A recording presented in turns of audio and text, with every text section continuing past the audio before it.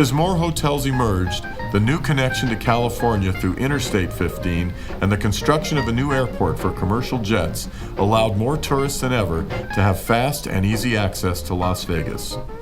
This, mixed with the excitement of the casinos and the allure of top-notch entertainment, made the town a prime spot for the growing business convention market. When President Eisenhower and the Republicans took over the White House and Congress in the 1950s, they passed a whole series of reforms of the income tax code, creating what we could call the deduction for the three-martini lunch.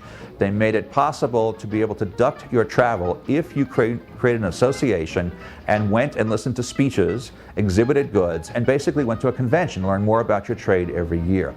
This led to the creation of the Las Vegas Convention Center in 1959. It hosted 8 conventions in its first year, attended by more than 22,000 delegates. But the entertainment, the gaming, the glitz, and the glamour weren't the only attractions Las Vegas had to offer. Starting in January of 1951, Las Vegas began hosting the greatest fireworks show the world had ever seen, taking place just 65 miles northwest and courtesy of the United States government.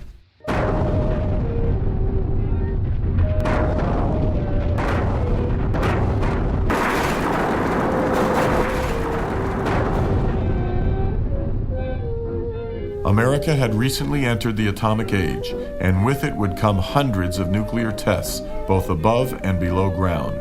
The majority of these blasts took place in southern Nevada, on the recently named Nevada Test Site.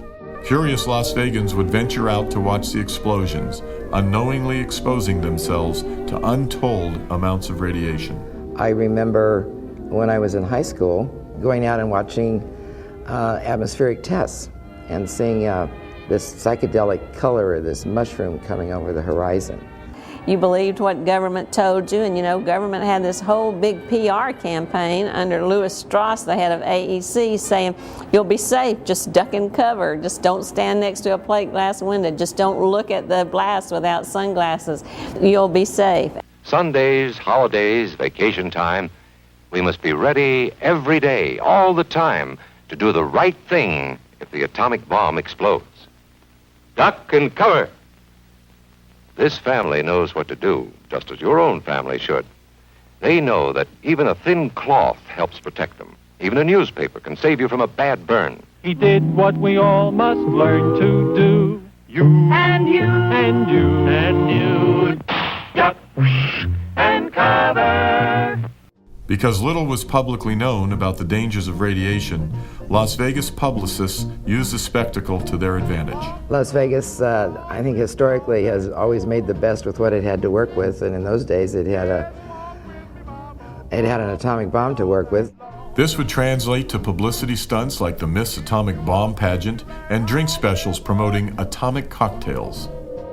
And it did create a lot of vitality in the community, a tremendous amount of people coming and going, whether they were Washington or whether they were workers.